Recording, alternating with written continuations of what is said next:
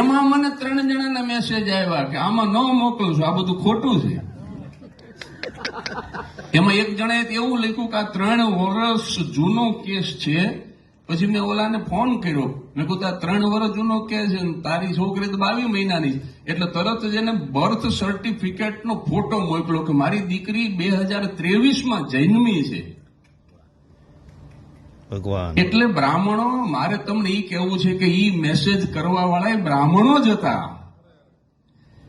એટલે બહુ એકતાના ને એવા બધા બહુ છે ને, તમે નારા પીટશો નહીં, બણગા ફૂંકશો નહીં. છેલ્લી કક્ષાની એકતા બ્રહ્મ સમાજની છે. આ સત્ય સ્વીકારી લ્યો. આ તમને છે ને ગમે કે ન ગમે, મારે હવે કઈ જો હવે પૈસો બાપુના આશીર્વાદથી 8 વર્ષથી 1 પણ રૂપિયો ઘરે લાવ્યો નથી. હું રોજ રાત્રે જાહેરમાં બોલું છું કે 8 વર્ષમાં 1 રૂપિયો જો ઘરે લાવ્યો હોય તો મારો મહાદેવ મને આવતીકાલનો સૂર્યોદય ન જોવા દે. રોજ રાત્રે બોલું છું. એટલે પૈસો નથી જોતો, હવે પ્રસિદ્ધિ નથી જોતી, હવે પ્રોગ્રામે નથી જોતા, પણ સત્ય કેવું છે.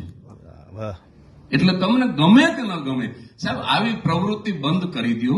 આ માણસ, આ ભરાડ સાહેબ જેવા ઋષિ પુરુષ કહેવાય. ભરાડ સાહેબ સફેદ કપડામાં સંત કહેવાય.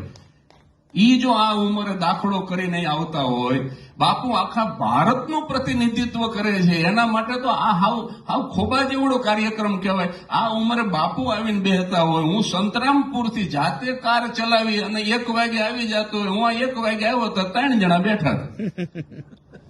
નહીતર મને એમ કે આ એકડે ઠઠ ભરાઈ ગયું છે. એટલે સાહેબ એકતા પણ નથી. આપણે બ્રાહ્મણનું હારું જોઈને રાજી નથી થતા. પણ આ બધું બંધ કરો. અને ભરાડ સાહેબે જે દુઃખ વ્યક્ત કર્યું કે આપણી એવી કોઈ સંસ્થા નથી. સાહેબ મુક્તાનંદ બાપુ આશીર્વાદ આપે અને ભરાડ સાહેબ ને હું ભેગા થઈને તમે કહો તો આખા ભારતની અંદર પ્રતિનિધિત્વ કરે કે એવી સંસ્થા બનાવી સાહેબ. પણ બધા સાથે મળીને એક વખત આવો, સાથે આવા મેસેજ બંધ કરી દો. આ સમુદ્ર મંથન કર્યું ને પછી હારું બધા દેવો લઈ ગયા, સ્વાર્થી દેવો. અને પછી કાલકૂટ નામનું ઝેર વધ્યું, એ તો પછી કોઈ લે નહીં. મહાદેવને આપ્યું. એટલે એક જ હતો આપણો ઈષ્ટદેવ. એને કીધું કે લાવો હું પી જાઉં. એટલે ઈ આમ કટોરો, આ છેલ્લી વાતો 1 જ મિનિટમાં પૂરી કરું મારી વાત.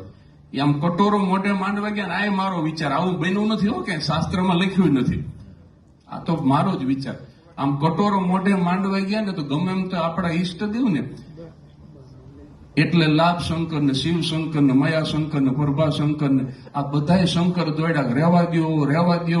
આખું ટોળું દોડ્યું. મહાદેવ અરે ભટકાણું, આમ ઊંચું જોઈને ના પાડતા હતા, રહેવા દો ને ભટકાણા. એમાં જે 2-3 ટીપા પડ્યા એ આપણી આંખમાં પડ્યા.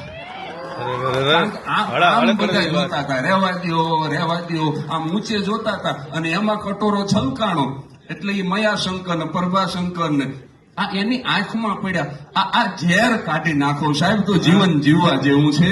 કોઈ બ્રાહ્મણને ઉભો કરો. ઉદ્ઘોષકે બહુ સરસ વાત કરી હતી કે જે પડી ગયેલો છે, હમણાં જ ઉદ્ઘોષક બોલ્યા કે જે પડી ગયેલો છે એને બેઠો કરી બ્રાહ્મણ, જે બેઠો છે એને ઉભો કરી બ્રાહ્મણ, અને જે ઉભો છે એને દોડતો કરી બ્રાહ્મણ સાહેબ. કારણ કે મહાદેવના ભાલે ભસ્મનું ત્રિપુંડ એટલે બ્રાહ્મણ, યજ્ઞશાળાનો કુંડ એટલે બ્રાહ્મણ, શિવને ચડતું બીલી પત્ર એટલે બ્રાહ્મણ, અત્ર તત્ર સર્વત્ર એટલે બ્રાહ્મણ, અડધું ઉગાડું અંગ એટલે બ્રાહ્મણ, અને આઝાદીનો જંગ એટલે બ્રાહ્મણ, શસ્ત્ર અને શાસ્ત્રનો સંવાદ એટલે બ્રાહ્મણ, અને સાહેબ હર હર મહાદેવનો નાદ એટલે બ્રાહ્મણ.